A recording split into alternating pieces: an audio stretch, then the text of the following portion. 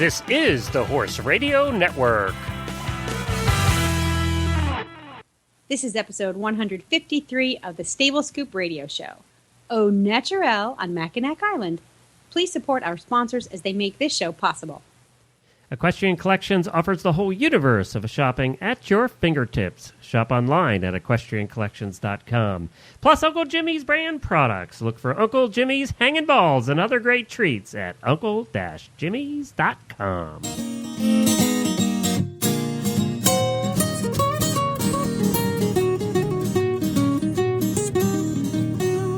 Welcome to the Stable Scoop, with weekly shows delivered right to you. With Helena and Glenn the Geek, live from the stable, it's every week. They'll bring you the news through hail or high water, while using their tails as their own fly swatters. So sit on down and laugh till you poop, cause it's time again for Stable Scoop. Stable Scoop. The Stable Scoop. Stable Scoop. This is Glenn the Geek. And this is Helena B., and you're listening to the Stable Scoop Radio Show on the Horse Radio Network.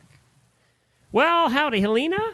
Hi, Glenn. We have a great new show today, don't we? Yes, we're sort of changing things up a little bit. We're adding some things to Stable Scoop. We're trying to spice up life. It's been almost 3 years, and, you know, that's a good time to spice things up a bit. To spice things up a bit. You see, again, food. I don't know how you get food in there. Well, you know, what does they say, the 7-year itch in marriage? Well, we're having a 3-year itch in our show. We're having a 3-year. That's because we have, like, some form of funky ADD. Yes, that's right. We have to keep changing things. And we have a slightly new format. Of course, Stable Scoop is still the show that you know and love, but we've just added a couple of cool new things. But I'm actually going to take a second to, let's see if I can summarize what to expect from Stable Scoop today. We're going to have first we have 2 guests that are going to be with us, and we're featuring a place called Mackinac Island, which is an island in the middle of Lake Huron. And I really didn't know much about the Great Lakes, and then when I started looking into the websites and the photographs of Mackinac Island and the lake, this thing might as well be a sea. It's huge. Yeah, well, yeah, and you know, Mackinac Island. The reason that came to mind is Chris from the host from from Eventing and Dressage and Jumping. Chris Stafford was just there last week. Oh, she was? And she called us from Mackinac Island while driving one of the carriages around the island. She called us on the live show in the morning. That's awesome. I definitely want to visit. So yeah. we're going to talk to them about it. Exactly. We are going to talk to their a woman from the Tourism Bureau, and then a fellow whose family's been running carriage and riding operation there for gazillion years. And I talked to him on the phone the other day, and let me tell you, he is a character. You're going to love to listen to Ted. Well, you have to be a character to live on Mackinac Island. I mean, when you guys take a look at the pictures and you hear the stories. There are no cars. This is everything is horses. You're either riding them or you have a carriage or a wagon. It's like it was in the 1800s. All deliveries are done by horse and wagon. If you want to get around to the other end of the island, you take your carriage. It is the 1800s. It's beautiful. Yeah, the architecture is from that time frame, and it's just such a beautiful place. It really, I envy Chris. I'm glad she had a chance to go. I want to go. Jennifer and I are looking at maybe going in the fall. I said it. God, I keep cutting you off because I'm so excited about this damn place. I said to Peter, I'm like, we have to go here. What a great place for family vacation. And apparently it is a really good place for families. Yeah, I'm excited about it. And you take a ferry to get to it. And, just about a 15-minute ferry ride from the mainland. And it's just cool. There's no motorized vehicles at all. There's bicycles and horses. I like that. No motorized vehicles. That's kind of your place, except for the winters when everybody moves out because it's too damn cold. Yeah, I know. I know. I can't imagine what life must be like in the middle of Lake Huron. And we're also adding a couple new segments, too. I'm going to start today my tech pick of the week. I'm going to have a technology, either gadget or website or iPhone app or something that we're going to talk about every week that will help make your life as a horse owner and horse lover a little easier. So we're all about improving efficiency and getting a little bit more time in our day. And that's what I'm hoping to do with these tech picks of the week. And then, of course, Tack and Habit is now over on Stable Scoops at the end of every show. On Stable Scoop now, we're going to review a product for you, and you've picked the product for today. So we'll have that out after our guests as well. Did we forget anything? Well, we are still going to make a few more changes to the format of Stable Scoop. We have another new segment that I'm going to be contributing to, and that will start next week, and that's going to include some words of wisdom from Pony Club, actually. From pretty much everything you need to know about life, you can learn in Pony Club. So we're going to have something along those lines that are going to be part of the Stable Scoop format. We're going to kind of look at it from the adult point of view. Yes. So we're going to play with that. We're going to have a little fun with it as we do here at Stable Scoop. Yeah, so we can't look at anything too seriously.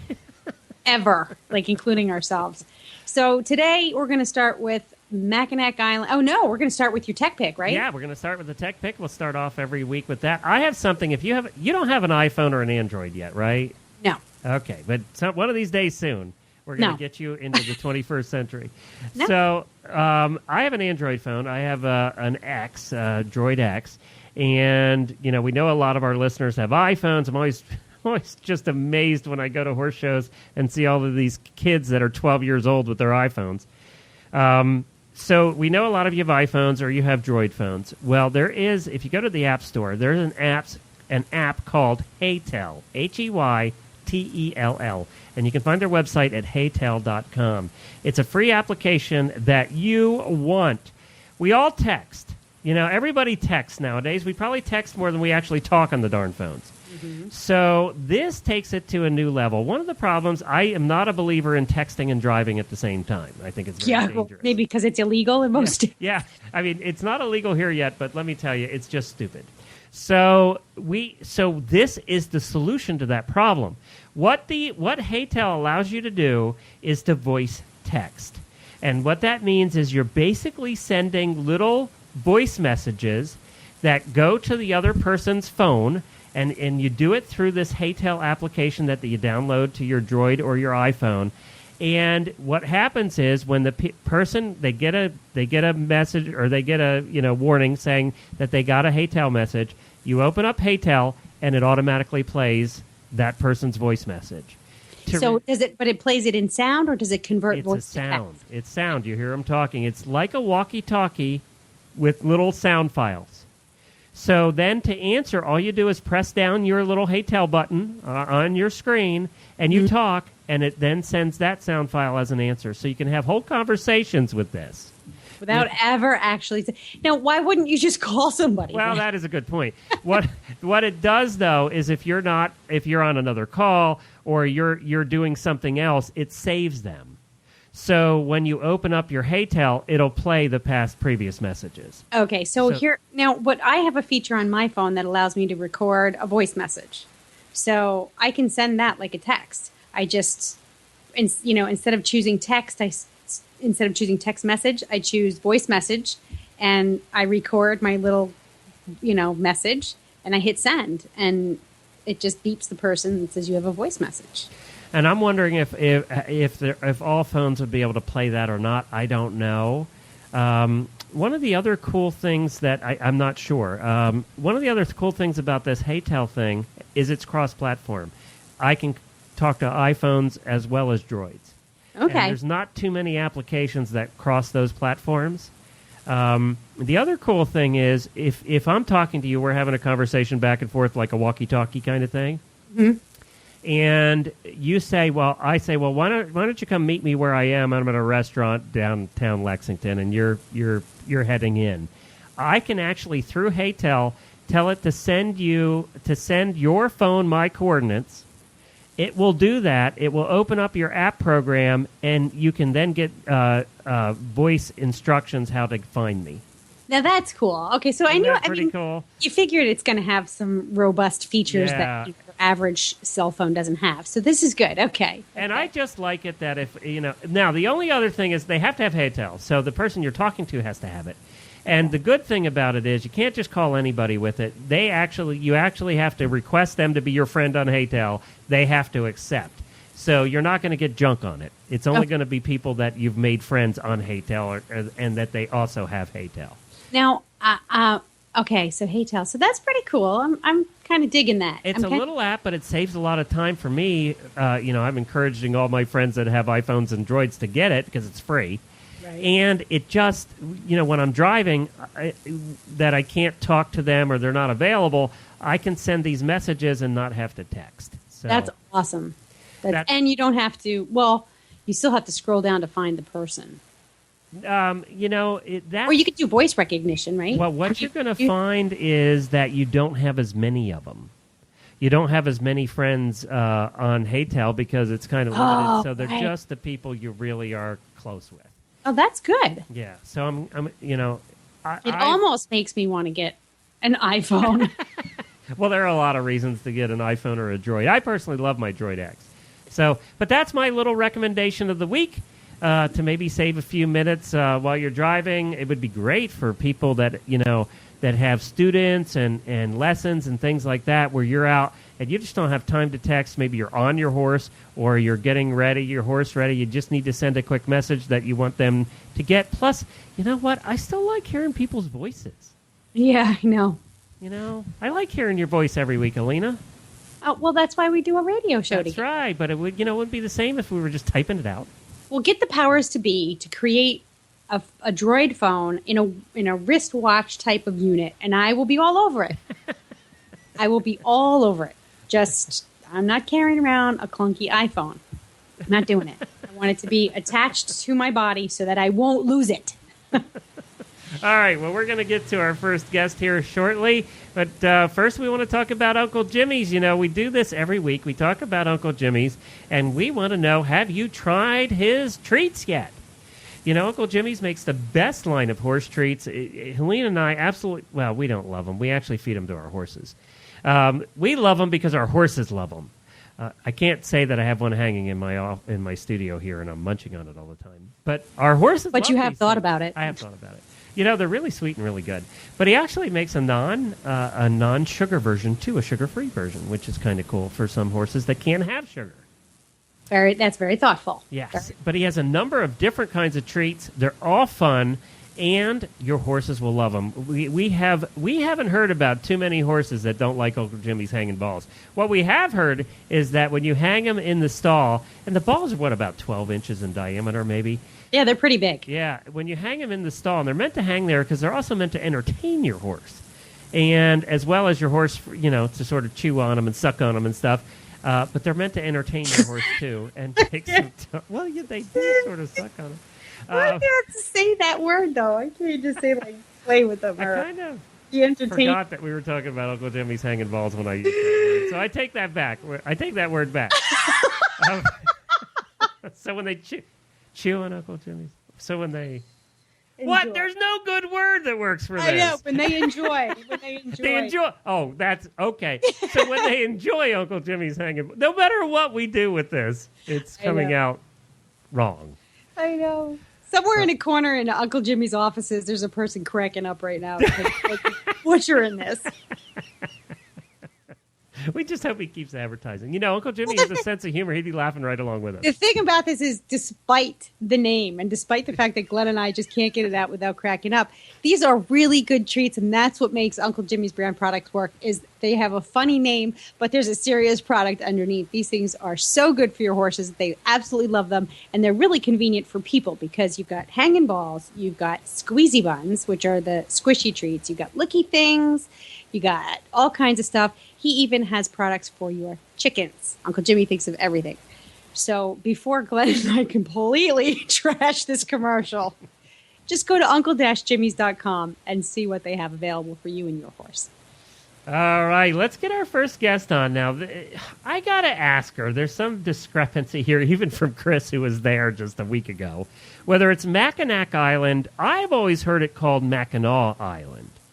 Oh. So it's spelled Mackinac. Now, this is the Upper Peninsula of Michigan. So we're talking up there, close to the Great Lakes, right on the Great Lakes, or in the Great Lakes in this case, and also close to Canada. So it's way up in the northern part of Michigan, what they call the Upper Peninsula. And so it gets very cold in the wintertime. This is really a summertime resort. But, the beautiful old Victorian homes, and the thing that makes this truly unique is the no motorized vehicles allowed on the island. And I think that's what makes it cool, and what makes it horsey is all the horses on the island. So first guest is Mary McGuire Slevin. I think it is Slevin? You think that's how you say that? I think so. She's the executive director of the... No, 7. 7? 7 or Slevin? I'm not sure. We'll ask her. Sorry. She's the executive director of the Mackinac. I'm going with Mackinac till she tells us otherwise. Okay. Island Tourism Bureau, and she's going to tell us all about this fascinating place. And then we're going to have Ted on from Jack's Livery. He's been there all his life, and he is the one that will rent you a horse and buggy to take around the island. And apparently, if you have some horse experience, you drive it yourself. That's crazy to me, but that's probably the one and only time I'd be interested in driving. Or not afraid to drive. And apparently the horses are pretty, they're draft horses that plod along. So that's what would make it okay. Although I want to ask him about some of the wild things that have happened on people's drives. And he said, he told me on the phone the other day that he's got stories. You want stories? I got stories. He's going to need his own show, Mackinac Island radio show. I'm telling you, you're going to love this guy. Well, hi, Mary, and thank you so much for joining us here today. It's so cool to talk about a place where it's really back to the 1800s in the form of transportation. So now, first question we have for you is, I've heard it say Mackinac Island and Mackinac Island. Which is it? It's Mackinac Island. The two spellings are for a couple of reasons. It's an Indian word, which means the great protector or the great turtle. And when the French came here, they spelled it in their terms in the 1600s, which would be M-A-C-K-I-N-A-C. Then the British showed up in the 1700s and spelled it in their terms, M-A-C-K-I-N-A-W. But it was always pronounced Mackinac. And then later on, the mainland over in Mackinac City, they kept the W spelling, and we kept the C spelling because we didn't have the zip codes yet. So it's pretty easy for the postmaster to figure out where the mail went as long as everybody was on the same page, with their spelling. So Mackinac City gets the W reflecting the British landing over there. And, of course, we get the French spelling reflecting the French visit here. Wow, that's a great story. Yeah, I know. It's a little bit complicated, but yeah, we're Mackinac Island. But you know what? If people want to call it Mackinac, as long as they're coming, I don't care how they say it. Exactly.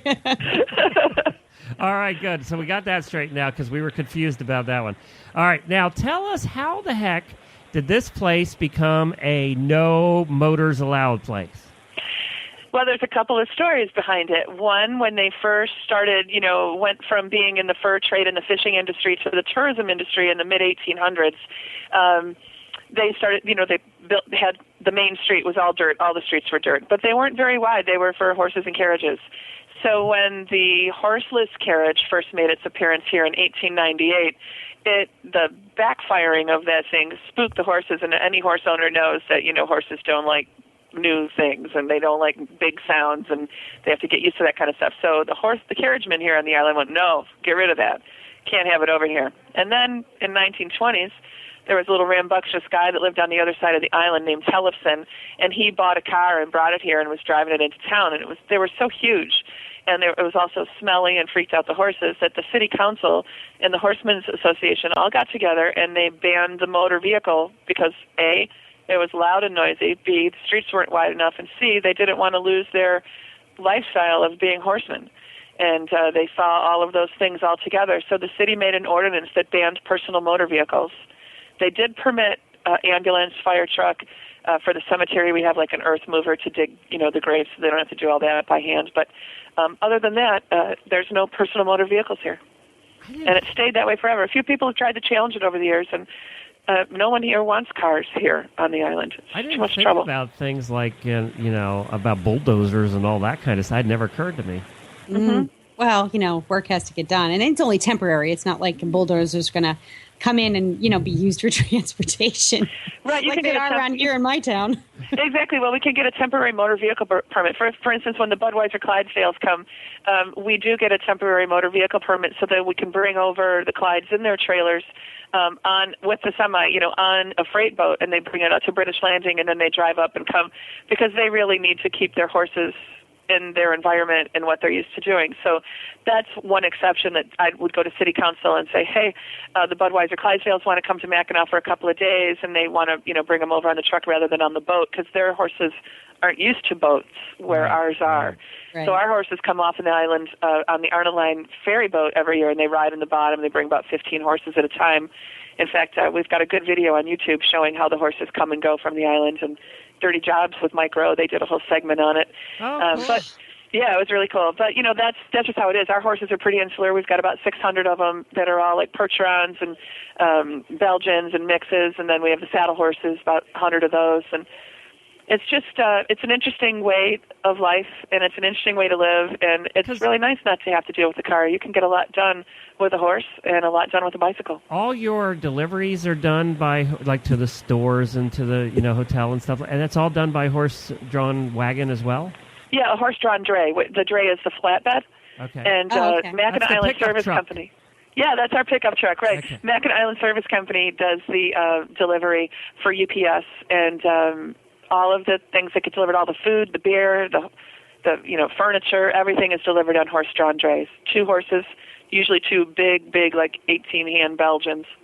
So what's the most popular draft horse? I'm a Percheron guy. Well, the Percherons are used for the Grand Hotel carriages exclusively, and so the Grand Hotel uses only Percherons, and then Carriage Tours uses Belgians, and Service Company uses really big Belgians. That's a new breed, really big Belgians. The really big Belgians, that's right. Well, the Belgians are so strong, and so are Percherons. So I think that the thing is the Belgians really are such a strong horse. And the horses are pretty spoiled, too, because they work a shift of 4 to 6 hours, then they get 24 hours off. And they only do that for about 3 months a year, and then the rest of the time they're just running around on the pastures. That's awesome. It is awesome. How many people live there year-round? 400 people year-round, 600 horses. Well, that's the perfect ratio. It is a good ratio because, 1.5 horse per person is pretty good. Do you live there yourself? I do. I live here year-round, yeah. Are there a lot of people that commute in that work there? No, in the summertime, there's a handful of people that commute to work here, but in the summer it's just too complicated because everyone works really long hours. So there's a lot of housing that's seasonal, and we bring in about 4,000 summer workers a year for the hotels and restaurants and the horse industry. A lot of drivers for Mackinac Island come from Ontario, Canada, from Kentucky, from Australia. We have them from really a lot from all over the world, a lot from Czechoslovakia or the Czech Republic that come and drive. And, do you have the internet? We have the internet. Okay, good. Because I was thinking that I could move the Horse Radio Network there for a summer. I think we could do all our shows from there.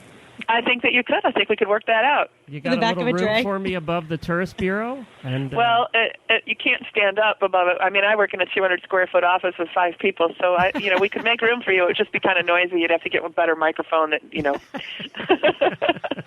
I want to be outside, like hearing the hoofbeats go by as we're doing the show. Wouldn't that be cool, Lena? It's great because when I change the message on my phone, a lot of the times the horses will be going by. We heard them. I like your message. We heard them. It was the nicest sound. It's like music. It's like almost hearing bells. It is. So many former employees will call here and they say, "Can you put the phone out the window?" And we stick the phone out the window so they can hear the horses going by, and they're like, "Thanks." I actually interrupted an interview we had yesterday. I said, "We need quiet for 3 seconds so I can hear the hoofbeats outside." He was like, what? Well, we do have an internet radio station here, and the little station IDs are not words. It's like a horse going, or the clippity-clop, or the running down the street, because I just went out and recorded all of them and just made little MP3s. What's that? You said it's an internet station, so where can it be found? Oh, radiomackinac.org, and it's on iTunes under Alternative. So if there are about 4 people who live there year-round on the island, 400. Oh, what did I say? 4,000? Four. You said 4. Do they live there year round, or do they leave in the winter? In my mind, it might as well be 4. But wait a minute. So, but what number does that swell to in the summertime? About 5,000. Wow. And so you have 4,000 people who are brought in the summer to work, and does everybody we have about another 500 cottagers. Oh, I boy. want a cottage. I That know, me sounds too. like fun. And now, when these people come in, like they're obviously hired by the businesses that they're going to be working for. Where do you find that many employees who have some kind of horse experience, or do you have to train a new batch of employees of summer help every year? Both. Sometimes it's better to have people without experience because they can learn the ways that carriage tours or golf livery would like them to learn. You know, sometimes you get some people that have some bad habits that come through. Other times you get some really great drivers. So a lot of them learn from veterinary programs, from just the horse industry in general. They find us. I think a lot of horse people are curious about Mackinac Island. And definitely Ontario. So, you know, one college student from Ontario will come here and drive and then go back to school. And, yeah, I'm driving on Mackinac Island. And they're, oh, I want to go. And so it's like a very big word-of-mouth thing. And then for the restaurants and the hotels, they recruit at other resorts because they need hospitality professionals. Right. So there's this sort of 6 months on Mackinac Island, 6 months in Breckenridge, Colorado, 6 months here, 6 months in Naples, Florida, 6 months here, 6 months in Jamaica. So there's a lifestyle that is not standard for most people, and sort of like the follow the sun or the snow life, where people live here and they work in hospitality and horse industry for 6 months, and then they go somewhere else and do the same thing somewhere else. Geez, Glenn, we're in the wrong business. I'm trying to. I'm actually sitting here seriously thinking, because Jennifer and my wife and I, are a little bit of wanderers, and I'm seriously thinking 6 months of the Horse Radio Network on Mackinac Island and 6 months in Southern Florida. I could do that. You could do that. You really could. There's no reason not to. As long as I got the internet, we can do these 1,000 shows we do. How much water is in between Mackinac Island and the mainland? 7 miles. Okay. So it's what, a 15, 20-minute ferry ride? In the summertime with the high-speed ferries, it's 20 minutes. In the wintertime, we go to St. Ignace, and it's a slow boat, so it's 45 minutes. And then when the water freezes, we have a period of time where we can only fly back and forth. Is that and right? then when Wait it a really minute, the water freezes? Do you do it gets to like 0 around here. It's really cold. Do you do one of those ice road trucker roads to the... We do it with snowmobiles. We have an ice bridge that forms, and we take the Christmas trees, and a lot of the guys are volunteer firefighters, go out and they mark the whole ice bridge area with trees. So if you're out there in a whiteout, you can at least find a tree and figure out where you're going. That's and, awesome. Oh my God. You drive across. Yeah. Wow. Does anybody do like the ice boating, like the sail? I don't know what they're called, but you can sail on ice. Oh, it's cold. It's cold. Yeah. Now, where do you go in the winter? Here. You hear the sound in her voice. Okay, let me ask that again. Where do you wish you would go in the winter? Here. I like it here in the winter. It's beautiful. The snow is so pretty. 80% of Mackinac is a state park, and we have 70 miles of trails for horseback riding, biking, and cross-country skiing. Yeah. And after a really long summer and the tourists, and we get maybe 700,000 tourists that come through here in summer, you're kind of tired and you need to woodshed and get ready for the next season. So everything gets closed down except 2 restaurants and the grocery store. And everybody leaves except the Islanders and the Carpenters.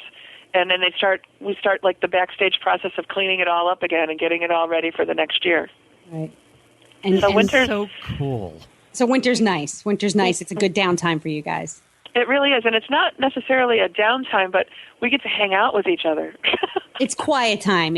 I know. We live in a summer community, and it's nice when all the summer people leave, and you can just get back to the business of cutting your wood and getting ready, batting down the hatches for winter. Yeah. Yeah, it's nice. And then, we're also sick of looking at each other. The first person that comes off the boat in the spring, we're like, hey!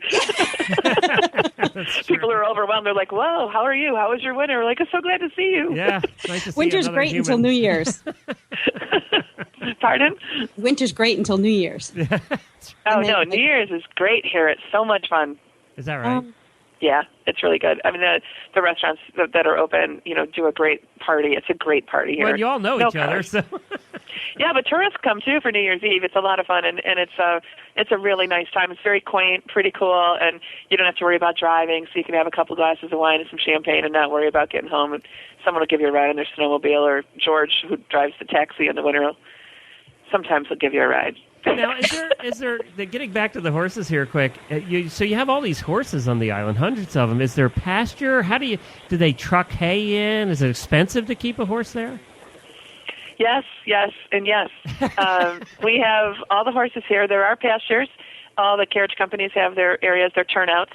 And the horses, a lot of them get rotated throughout the summer. So they'll be here for 3 months, and then they'll go get off on the boat and get trucked back up to Pickford, which is about an hour north of us, to the huge pastures. And there's acres and acres and heated barns and feed, and, they just get kind of left alone, and they don't have to work for anybody. The horses are free to run around and eat and go in and out of the stalls when they feel like it, and they get, the veterinarians are there, the handlers are there. And then in the summertime, they have a more regimented schedule, and so hay and straw comes over on the freight boat and gets delivered by the horse-drawn drays to the carriage barns. Wow. I know. I want to live like that, but hay there is a little more than you pay, Helena. Well, I think that the bale of hay, and these companies too have their own farms, so they're producing a lot of their own stuff, and then they have suppliers as well. But the freight is expensive. Bringing things over here, there's always going to be an increase in cost to bring it over on the freight boat, which is by weight, and then to have it drayed also costs money. But they all work together, and it's just part of the cost of doing business, and they've figured it out pretty well and still kept the carriage tour prices down and the horseback riding prices reasonable. So you must see some interesting things coming across on the ferries. Yes. Or just going down the street in the car, you can't hide. Like everybody on the island, oh, you got a new television. That's pretty cool, that Samsung. Had to replace the toilet, huh? Right. Nice dresser. What'd you do with the old one? God, this is so small cool. town living. I want to go there. We're going to have to do this, Helena. I know. Why don't you guys come visit? You should come. We should, definitely. We have the Festival of the Horse going on right now. You should come next summer for the Festival of the Horse. Or it'd be really, really fun to have you guys come in the spring when we're bringing the horses over. Oh, that'd be perfect. Yeah. Perfect. And I'll be all healed by then, and I can run and jump and play. Yes. Or in the fall, the horses start leaving the island, usually like a dozen at a time, right after Labor Day weekend when things start to slow down a little bit. And from Labor Day till about mid-November, there'll be a handful of horses leaving a couple times a week. So it's funny, they come downtown, they're not wearing anything, all of their gear is off of them, and they're naked, and they're all in great shape in the fall, and they just kind of come down, they're hanging out downtown, kind of looking around, waiting for the boat, and it's pretty cool. Is there anything on the island that is not there that you wish you had? In other words, one of those things you went, darn, I wish there was one of those, a restaurant or, A Chinese restaurant. Everybody wants a Chinese restaurant. We don't have one. You would think that would be easy. We got 5,000 of them here in Lexington. Send one here. Please send us one. Well, there is a Chinese restaurant across the water in St. Ignace, and they'll send food over on the boat for us, and they'll send it over in the winter on the airplanes. No joke. There's takeout. That's real. That's community. Service, That is community. That's nice. There's takeout. You know how when you call the Chinese restaurant for delivery and they say 20-minute? There they say 3 hour. Yeah, they go, 2 o'clock boat, 2 o'clock boat. Like, okay, great, thank you. It's so cute. So, okay, to all you Stable Scoop listeners then, if anybody had ever considered opening up a Chinese restaurant, check out Mackinac Island. They could really use you.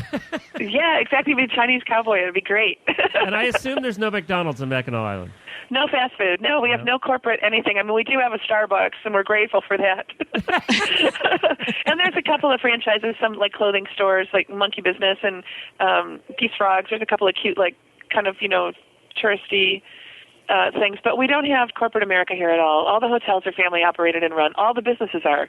Every business, the Starbucks is just it's a franchise that a family runs here. And so all their kids work there, and they bring in college kids to work, and so it's old school America, really. A lot of the shopkeepers live above their stores, and it was sort of, I think, what the American dream was meant to be way back when. That's really nice. That's what Little Compton is like. We don't have anything. We don't even have street signs. There's nothing franchised. Everything is owned by somebody who lives in the town. It really does. I say it's like the land that time forgot. That this is the way things were 20 years ago. Yeah, and we just had to get street addresses because we never had those. And the 911 system forced us to have street addresses. So 2 years ago, we had to put numbers on the buildings, and it was never that way. I mean, in the UPS, Sarah that works for UPS has been great because everybody's street address was the last 4 digits of their phone number. Oh my God! Well, that brings me to the next question: is do you even have to dial 7 digits, or can you? Yeah, just you do have to do that, but nobody speaks in 7 digits. You just say, "Hey, my number is 3783." We talk in the 4-digit world. But it was funny with UPS because all of a sudden there were street addresses, and Sarah's like, "What is this? 7274 Main? Where the heck is that?" Yeah, that used to be whatever. So it became kind of funny, and that was everybody kind of put their arms up. Wait a minute, we don't want street addresses because we have a post office. We go get our mail. That's where we meet and greet everybody every day. The horses come downtown and they've got their routine, and it's just our lifestyle. We've been wanting to do a Horse Radio Network get together with the listeners. This is where we need to do it. Yeah. It would be fantastic. We should put together a nice package and bring people here and put together a horse, a big horse weekend. Oh, that'd be fun. Cool. I feel an event coming on, Glenn. I got goosebumps. I feel an event coming on. Now, that's something. Now, Mackinac Island is something that I would actually get on a plane for. That's something. It's worth it. Yeah. We're not easy to get to, but once you're here, it's great. I mean, it's that whole planes, trains, and automobiles thing, bicycle, horse. I leave the house on my bike, hop on a horse carriage, go up to the airport, get on a plane, fly off, hop in my car, drive. It's not easy. You have to choose. You have to choose to be willing to relax and hang out and not let schedules really get to you, and just try to realize that some things are better left unplanned. I got to tell you, I have 1,000 more questions for you, but we don't have time. I do have 1,000 more questions for you. When we come up there, we're definitely going to get together with you, and we'll do some shows from there. And I think we could talk to some fascinating people that have been there forever and know a lot about the horses. I think that would be fun. That would be great. Well, just let me know when you want to come on. We'll make it all happen. I told you, and you wait till we talk to Ted. I told you this is going to be a place you're going to want to go. And you and Peter and Gracie and Jennifer and I, we need to do this together. I know. Wouldn't that be fun? I know, but I won't be able to do it until next spring because you can do the carriage. I don't want to do the carriage. I want to ride. If I go to Mackinac Island, I want to ride. 30 miles of trails, yeah. Picky, picky, picky. I know. Maybe they have a booster seat for the horse. No, a booster seat. It's my knee, you retard. Do you know, I love you. I absolutely adore you. But you do make my eyes roll sometimes. Anyway, all right, let's continue with this. We're going to talk about equestrian collections here a little bit. And then we're going to do an interview with Ted. He runs Jack's Livery Stables, been there forever, and he's going to tell us about some what happens. You can actually rent your own carriage and drive the horse around the island. I don't know of any other place where you can rent the carriage and not have a driver. I just don't know of any other place like that. I give these people a lot of credit for allowing that much freedom. You mean, come on, you and I have both done some work with the general public, and that is not an easy thing to all do. The horse people out there are now rolling their eyeballs. So and you can also ride around the island too. You can rent horses and go ride, and I want to find out if they're guided rides or you just go out and do it on your own. So let's talk to Ted here in a minute, but first let's take a break for Equestrian Collections, and then we'll come back and talk to Ted. For almost 3 years now, we've been telling you that you need to get to Equestrian Collections to buy anything for you, for your family, for your horse. And right now, they have a new coupon code, especially for the listeners of the Horse Radio Network. If you go to checkout, you'll get $10 off your next order of $120 or more by just putting in the coupon code HRN. All together, stands for Horse Radio Network, of course, HRN. And you're going to get $10 off your next order of $120 or more. And that even includes if you buy stuff from their closeout section, which already has stuff up to 70% off. So check it out. Go to equestriancollections.com. If you haven't done it yet, why not? We all get in the habit of buying from certain places, but it's time to try something new. The next time you just start to type in that website you usually go to, check out Equestrian Collections instead. They have terrific prices. They have a huge selection, and you're going to find options that you can't find anyplace else. And if you put in HRN, you're going to get that savings of $10 off your next order of $120 or more at equestriancollections.com. And coming up now, we have Ted Goff, and he's from Jack's Livery Stable. I think the biggest and the only huge stable on the island. They have a sister stable called Cindy's Riding Stable. It's all a family gig, and they offer these carriage rides. They offer most of the horses on the island, don't they, Glenn? Yes, I think so. Yep. And Jack's Livery Stable, it's pretty unique. Like we said, drive yourself horse and buggy policies. Ted is one of the younger members of the family, I would guess, and absolutely knowledgeable, very friendly, and has some pretty good stories to tell. So let's welcome Ted. Well, hi, Ted, and welcome to our show. It's so much fun to talk to you. One of my co-hosts for one of my other shows stopped by and drove one of your horses last week, and that's what gave me the idea to talk to you guys. Excellent.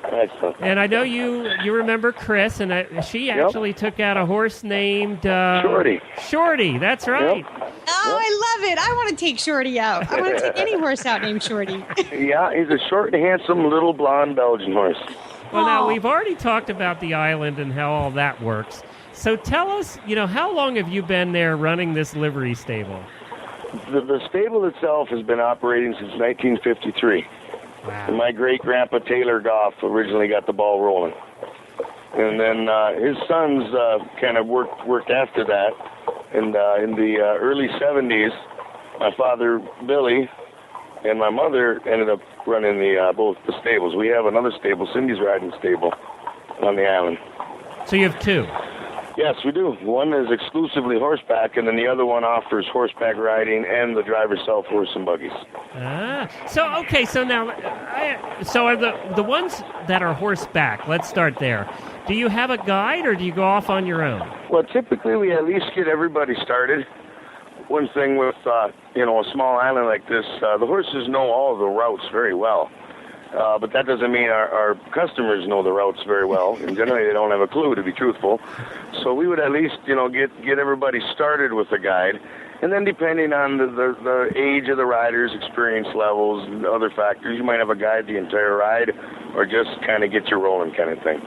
And that works the same way for the carriages. I was shocked when she said that you got to drive the carriage yourself. Now, yep. she said you did have to fill out a little questionnaire. Do you have to have horse experience? I would say probably 60% of our clientele are first-time drivers. A lot of them might have ridden some, but the majority of our drivers are first-timers. Do you? And how does that go over? Yeah. Well, the first thing we do is we use, the same routes over and over. They're kind of one way due to the larger carriage flow here on the island. Yeah. So the horses develop the routes. Now, you'll find we don't have any young horses in the barn. Young for Jacks is 10. You know what I mean? Yeah. Got it. So you got a lot of proven middle-aged to older horses do the thing for you. It's just simple. A lot of folks like to do the lakeshore drive, which kind of gets you halfway around the island, back through the interior, and anybody can do that route. There's no That's what wrong we call turn. autopilot. Yeah, Autopilot, you bet. Now, All right. I've been driving horses for 25 years, so if I come up there and visit, can you hook me up with like a hackney or something? We don't actually have any hackneys, but I'd hook you up with Shorty or Willie, Okay. Rocky. We got a few horses that we reserve for, call it our more experienced drivers. Okay, just checking. All right. I want the Ferrari, not the station wagon. Oh, no, You we'll work it can't out handle for a you. Ferrari, Glenn. Yeah. Don't give him the Ferrari, Yeah, Ted. no problem. His eyes are bigger than his stomach. Yeah, we'll give him a Corvette. These are all American-made horses right here. Now, if you wanted to, now are the roads for the carriages are paved? Yes. Is there a soft shoulder for mounted riders, or how does that work if you want to sort of? Basically, there's over 30 miles of wooded trails and gravel roads. So Okay. when you leave the stable, you're going to use the paved roads to get out of town. Okay. It probably takes you 15 to 20 minutes. You go up behind the Grand Hotel. But once you get up on the upper tier of the island, there's trails all over the place. You can ride for 2 or 3 hours and maybe cross over the same trail once or something like that. I told you you'd want to go there, Helena. Yeah, it's awesome. Well, as soon as he said they have a horse named Shorty, a blonde Belgian named Shorty, I'd even be willing to take the reins of a carriage. Hey, it's a cakewalk to drive one of these things. I'm assuming that for most of the carriage horses, you're using some draft or draft crosses. How about the riding horses? Well, our carriage horses are either Percheron or Belgian. Good. Straight up. I love Percherons, by the way. They're my the favorite. riding horses. I mean, we got the Heinz 57s mixed down here. We got quarter horses. We got odd arrow mix. We got a half a dozen paint horses. We got an odd walker. We got a Morgan we're working with this year, and so the riding horses are a pretty good mix of all different. We don't really have any thoroughbreds. Those tend to be a little too hot-blooded for what we're trying to for the general public. Exactly. Yeah. They really don't want the horse and the rider in the ocean or in the in the lake. No. I mean, it's a beautiful lake, granted. And you can drink the water down over here, but you don't want to go in there, doing 30 or nothing like that. No. Are there beaches there that you could ride on? Well, not really. I mean, the island is all limestone, so along the lake shore, it's all rocks and some are basketball size, volleyball size, just smaller ones. It just depends. Occasionally, we'll go out by British Landing, which is on the north end of the island. There's kind of a bay there that's like pea-sized stones. And we'll go out and ride out there. It's generally warmer there too because it's shallow for a ways out. So this is more like the coast. This is more like the coast of Maine than the coast of Florida. Yeah, it's kind of rocks everywhere, basically. How long would it take us if Helene and I were there and we got old Shorty in the carriage and we wanted to take our romantic ride around the island? How long would it take us to go the whole way around the island? Let's say you covered the whole island. I mean, we're talking all the main points of interest and also starting out along the lake shore. I would figure top end about 2.5 hours. Okay, and if you do a little stopping and going, and you use a restroom break or two, and get refreshments at the midway point, you could be 2 3/4 hours. And can you stop and actually get off the carriage, tie the horse or whatever? Basically, like at the midway point, we actually post an employee to assist our clientele. There's public restrooms at British Landing. There's a snack shop out there. So we actually have somebody to help, and most people do end up stopping out there. But in general, we suggest not doing the stop-go thing. It just seems the flies tend to pester the horses when you stop. Yeah. Yep. So we suggest to keep going. How do you know when it's your clientele coming up to sort of the halfway point? Does your staff know that these are your horses coming up? And we're pretty much the only stables in the country that has a drive-yourself horse and buggy. Yeah, that's a single horse and buggy. Most carriages over here are a team of horse, and it's either a taxi or a tour. So. Now, go ahead. Well, I was just going to say, how many horses do you have total? At the moment, we have 17 carriage horses, and I believe 15 riding horses and 4 guide horses that the crew ride exclusively. Now, that's a Jack's. Cindy's, I want to say, has 30 saddle horses, and they have 6 guide horses they use down there. I want to figure out a way, Helena, that we can go do a show live while driving around the island. Well, that's what I want to talk about live. We hear hoof beats in the background. Yep. Where are you exactly right now? I am sitting on the corner of Mahoney Avenue and Cadott Avenue, which is kind of the main drag getting to the Grand Hotel. Yeah. We're just it's the last side street on your way out of town towards the hotel. And is there really that much hoof traffic? Oh, yeah. Well, you have tours and taxis going by here every minute, 30 seconds. There might be 2 or 3 in a row. But yeah, there's horses all over in July and August. The funny thing is that this sound is so soothing to me. It is so, you know what I'm saying? This is must be sounded like 100 years ago, and it is such a natural, right sound. Maybe because I'm horse addicted, but it's really lovely. It's like music. Yeah, it's just one of those places. You take the automobiles out of the picture, and it puts the horse right in a perfect situation here. But let's just for 3 seconds, let's just not say anything and listen. All right. You might have heard some thunder because we got lightning and thunder coming through right now. Oh, okay. Well, Ted, now tell us some of the wild things that have happened with people driving their own horses.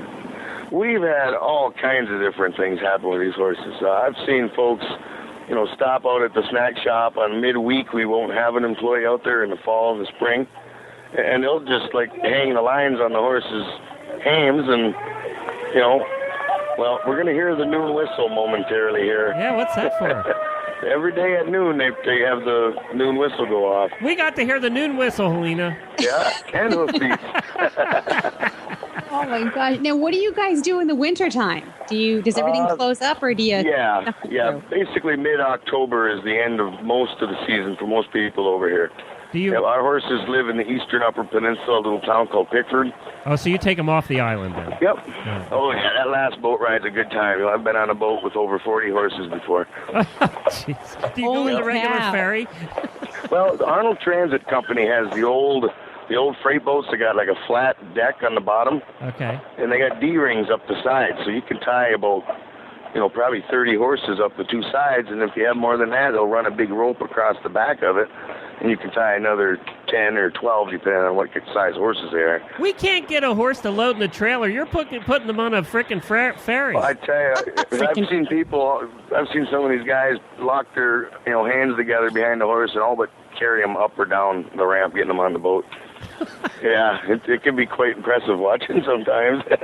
Wow. So you were starting to say when the siren interrupted us that you've had people stop off, throw the reins. Have the horses come home by themselves? Well, what they do is they'll eat grass out there for a while, and the folks think, well, the horse is going to just stand there and eat grass. Well, after a minute or two, they kind of look around and say, there ain't a soul here. I'm going to go up the street and eat some grass. That grass is a little taller up there. And they'll just walk along, and the lines might be hanging next to them, or they'll be hanging on the Ames right where they started. The people will come back and be like, where's our horse?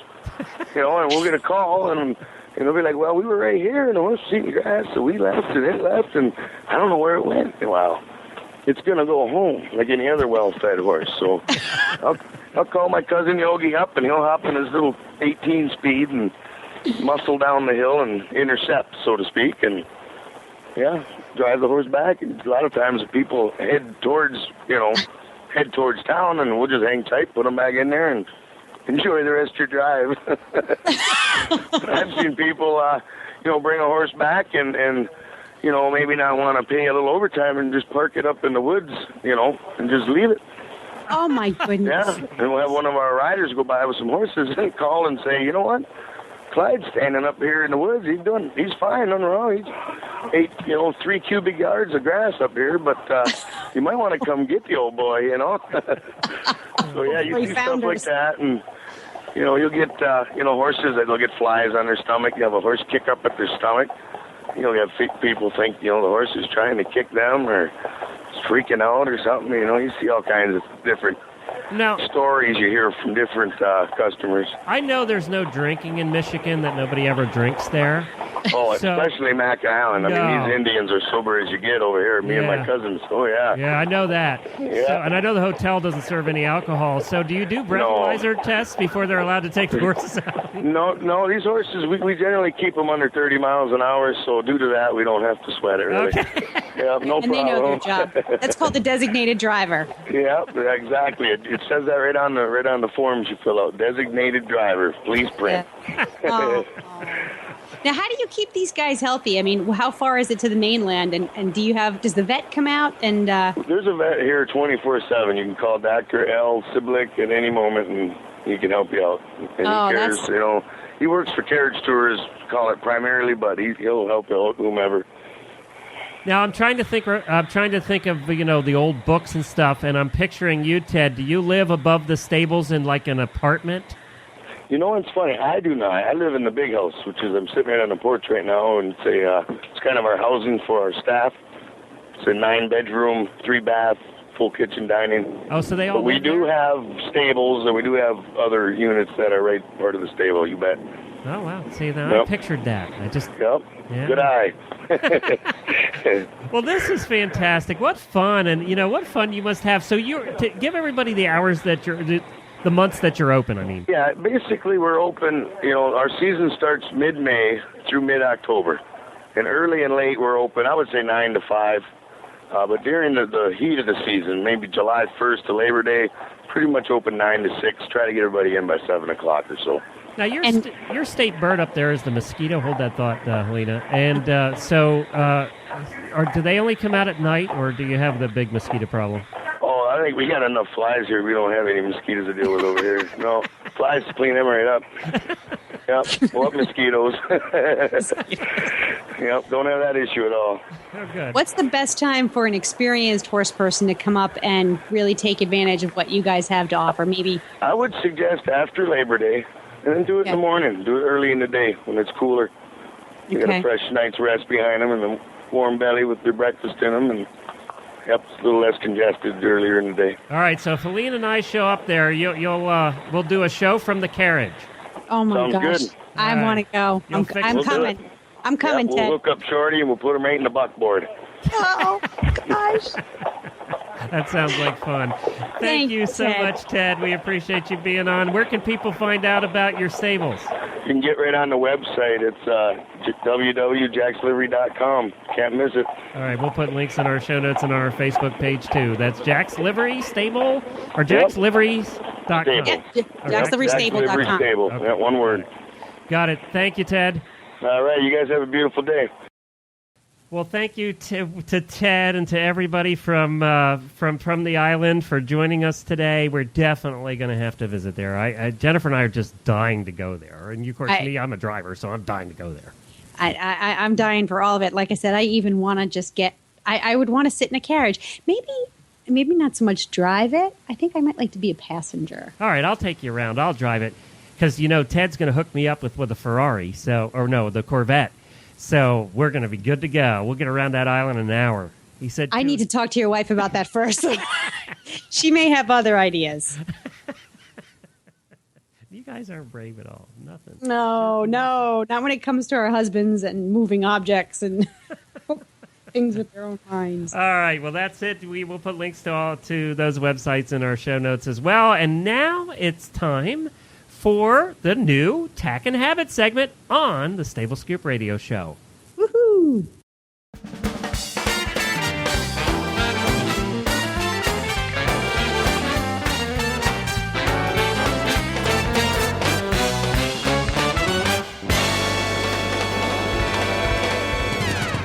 The Tack and Habit segment is sponsored by Kentucky Performance Products. Well, it's a hot one out there, and the heat wave has hit much of the United States and the rest of the world. Well, don't let dehydration and electrolyte imbalance sideline your horse. Summer Games electrolytes are formulated to replace both the electrolytes and the trace minerals that are lost when your horse sweats. Its concentrated formula allows you to easily feed the correct amount to meet your horse's changing needs. This electrolyte was developed for the equine athletes at the 1996 Olympic Games in Atlanta. We all know that it can get hot in Atlanta. For horses on the go, use Summer Games Electrolyte Plus Paste. Each dose contains a serving of Nalox equine antacid for double the protection against stress. And of course, you can find all of that at Kentucky Performance Products. They take out the confusion of choosing the right supplement. And you can find them at kppusa.com. That's kppusa.com. Today's product is one of my favorites. It's the Esprit Aloe Fly Spray. Now, a couple of weeks ago... you don't have flies up there in New England. Well, what's funny is they're not as bad here in Rhode Island, in Little Compton, as they were up on the North Shore of Boston. Oh, that was awful. The bugs, awful. We have generally the same kinds of bugs, but they're nowhere near the annoyance level as they were. Pretty much in the whole month of July, you couldn't go outside when you were in the North Shore of Boston. And it's the such a problem with beautiful... that is you only got 4 months of good weather anyway, and one of the months you can't go outside because the greenhead flies are just eating you alive. Well, the greenhead, you can't go near the beaches because of the greenheads. You couldn't go in the woods because the dive-bombing deer flies. And then the horse flies make horses look small. I mean, these horse flies are huge. So anyway, although we do have, and we've got a cow farm next door, so we do have some flies. Now, a few weeks ago, Coach Jen was on Tack and Habit, and she was talking about one of her picks, which was the Ultra Shield EX fly spray. Right. And, that's sort of her go-to spray for shows and really important occasions. And so what I did was I went out and I ordered a gallon of it, and I tried it on my horses because I'd never used it before. And previously, I'd been using the Esprit fly sprays, which I loved. I absolutely loved it. But I said, well, you know what? Coach Jen says this stuff is pretty good. Let me give it a try. And it works. It definitely keeps bugs to a minimum. I'm going to give it that. But what I noticed was that it was killing me to breathe it in. And, of course, you spray it on and it mists all over the place and the wind blows it. And I just felt really bad. There was something intuitive that I felt that this was wrong to be spraying. And you're kind of, we should qualify for the new listeners, is Helena's kind of an au natural kind of girl. And I don't mean she runs around naked all the time. I mean, she might do that too, I don't know. But she likes things to be natural, not a lot of chemicals. But I'm not Greenpeacer or anything like that. I mean, yes, it would be, I don't know how to explain myself. I'm sort of, to me, all things in moderation. I'm not against chemicals because I think they have a place in our world. But spraying this stuff on an animal, on their skin, that's supposed to last for 3 or 4 days, you just, when you breathe it in, you know that something is wrong with this. So I'm going back to the Esprit fly spray. It is all natural. It's pesticide free. It has, basically, it's a blend of cedar oil, eucalyptus oil, and citronella. And that's it. And I find that it is very effective on keeping all bugs away from my horses. They're definitely not bothered. It smells beautiful. It has sunscreen in it.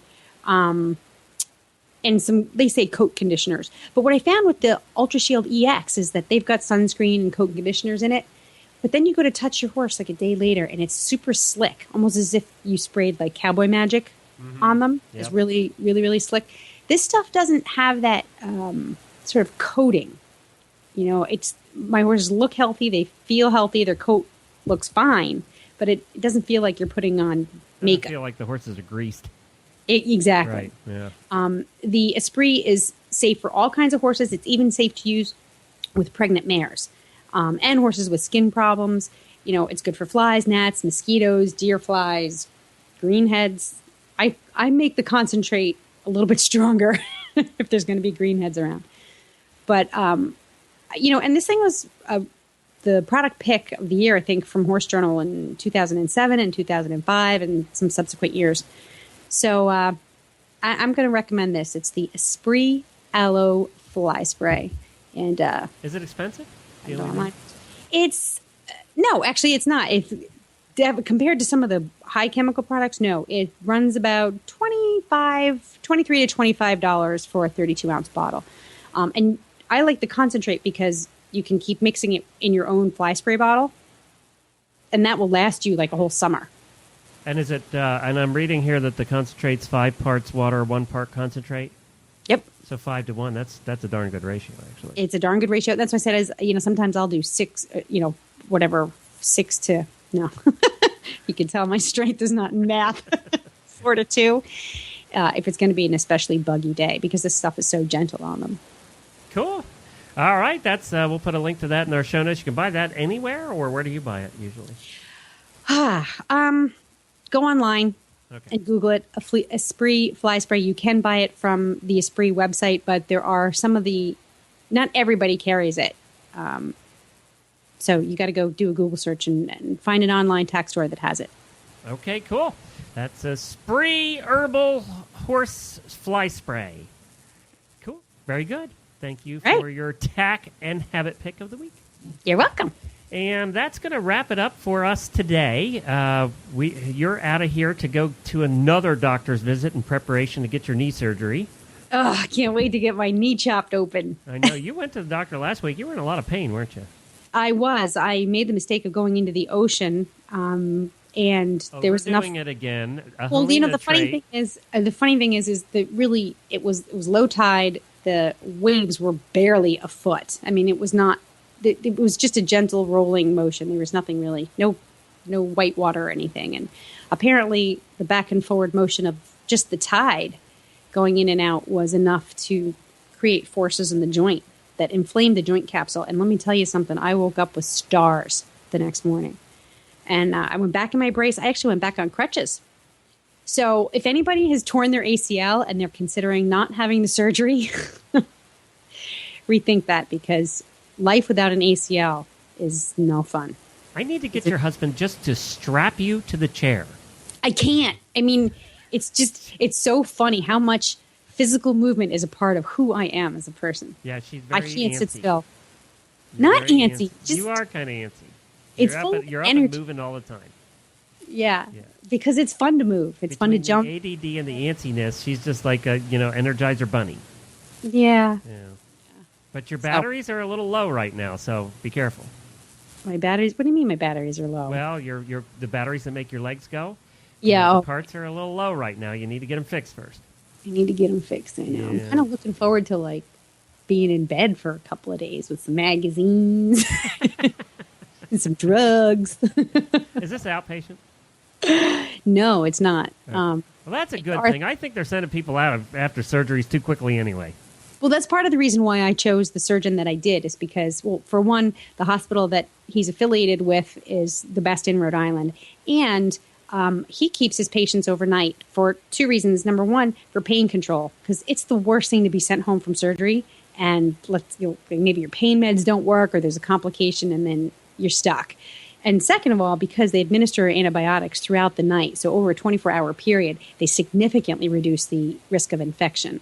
So, that's really good planning on their part. And I felt more comfortable with that approach than you can be in and out in the same day kind of approach. Yeah, I'm with you on that one. I'd rather be where I can get the pain medicine.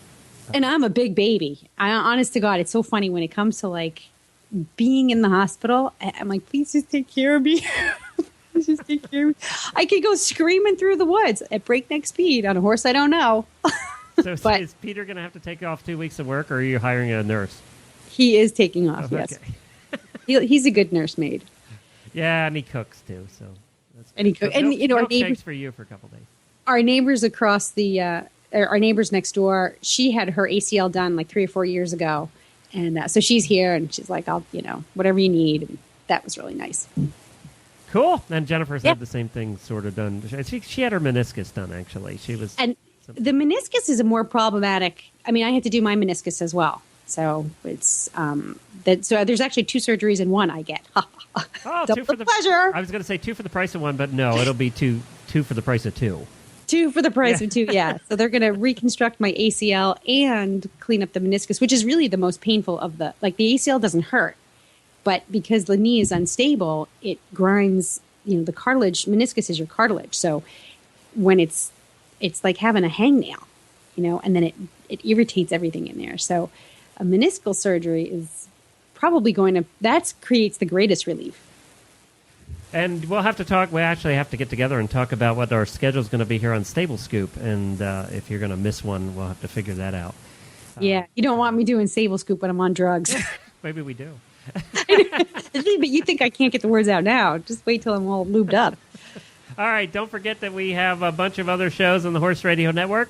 Equestrian Legends, their new show, came out with its 2nd episode, and the Driving Radio Show, we came out with our 2nd episode over there, too, so you want to check that out. You can find them all at horseradionetwork.com. And we'll be back again next week, of course, with more good stuff here on Stable Scoop. And as I said, we're adding some segments, so we hope you enjoy those as well. This is your turn to say something. What should I say? Say that's about it. We'll see. Oh, you super next cool week. show notes closing? Yeah, just that thing we've been doing for 3 years. Oh, Glenn, honest to God, I really need to get the surgery done. Yeah. Well, did you already say be sure to visit all the great shows? Yeah, just say goodbye, Helena. I can't. That is it for this week. As you said, I think that's more than enough because I'm just fried. We'll have more for you next week. And thanks, as always, for listening.